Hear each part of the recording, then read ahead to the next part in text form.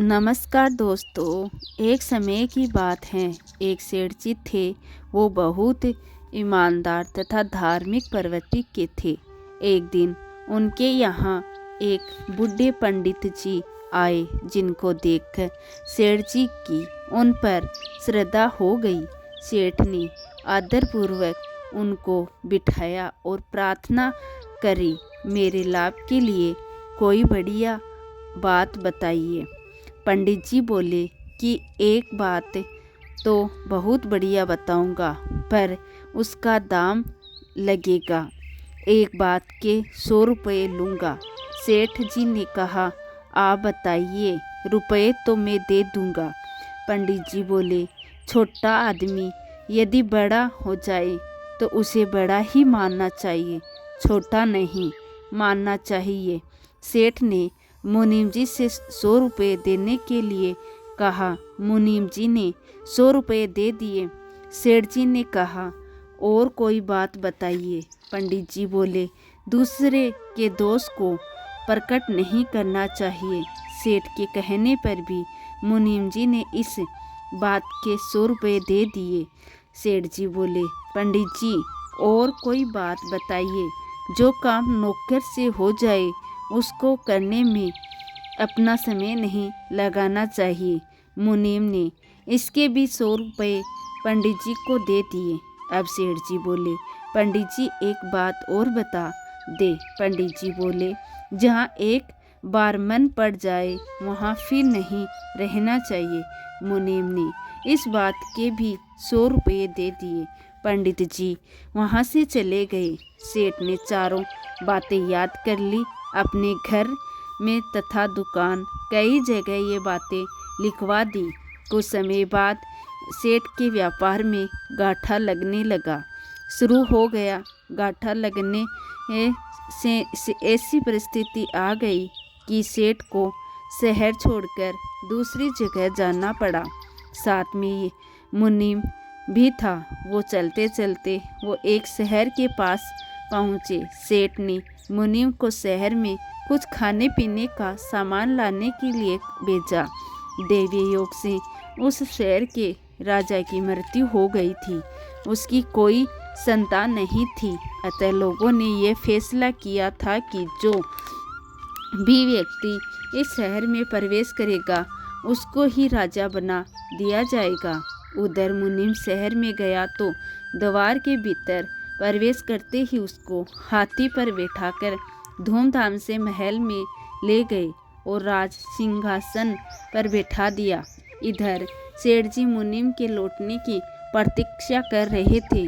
जब बहुत देर हो गई तब सेठ ने मुनीम का पता लगाने के लिए खुद शहर में जाने का निर्णय किया।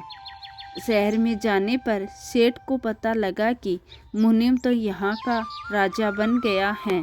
सेठ महल में जाकर उससे मिला। राजा बने मुनीम ने सेठ को सारी कथा सुनाई। सेठ को पंडित जी की बात याद आ गई। छोटा आदमी यदि बड़ा हो जाए तो उसे बड़ा ही मानना चाहिए, छोटा नहीं मानना चाहिए। सेठ ने राजा को प्रणाम किया। राजा ने उसको मंत्री बनाकर अपने पास रख लिया।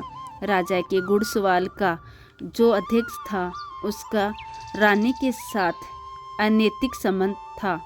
एक दिन संयोग से सेठ ने रानी को उसके साथ शयन करते देख लिया। सेठ को पंडित जी की एक और बात याद आ गई।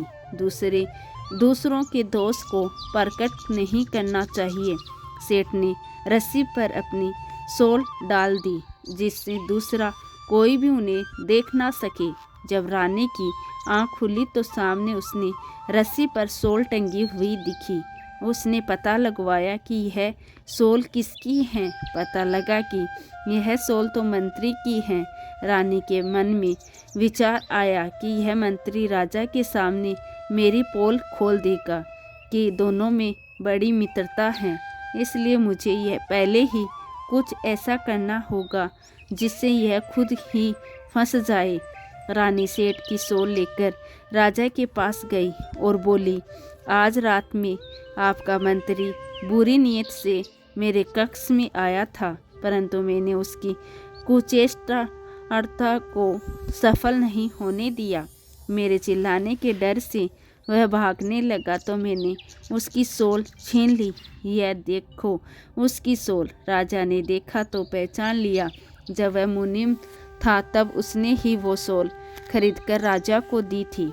राजा की चिकनी चुपड़ी बातों में राजा की बुद्धि फिर गई। उसने रानी की सलाह से सेठ को ख़त्म करने का विचार किया। दूसरे दिन राजा ने सेठ को कसाई से मांस लेने के लिए कहा। उधर कसाई को पहले ही यह कह दिया कि कोई आदमी तेरे पास मांस लेने के लिए आए तो उसे जान से मार देना। सेठ को बड़ा आश्चर्य हुआ कि मैं मांस को छूता तक नहीं, फिर भी राजा ने मेरे से मांस लाने के लिए कह दिया। इसमें ज़रूर कुछ ना कुछ हेतु हैं। सेठ को पंडित जी की एक बात याद आ गई कि जो काम नौकर से हो जाए उसको करने में अपना समय नहीं लगाना चाहिए। सेठ ने मांस लेने के लिए अपने नौकर को भेज दिया। कसाई ने नौकर को मार दिया। इधर राजा को गुप्तचरों के द्वारा घुड़सवार के अध्यक्ष के साथ अनैतिक संबंधों का पता लग गया। राजा को बड़ा भारी पश्चाताप हुआ कि रानी की बातों में आकर मैंने इतने ईमानदार सेठ को मरवा दिया। बाद में पता लगा कि सेठ तो जीवित हैं। राजा को बड़ी प्रसन्नता हुई।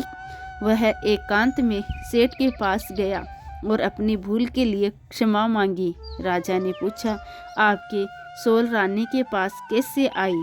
सेठ ने कहा कि पंडित जी की कही हुई 100 रुपयों वाली 4 बातें तो आप जानते ही हैं, मैं उन्हीं का पालन करता रहा हूँ। रानी गुड़साल के अध्यक्ष के साथ लेटी हुई थी और दोनों को नींद आ गई थी।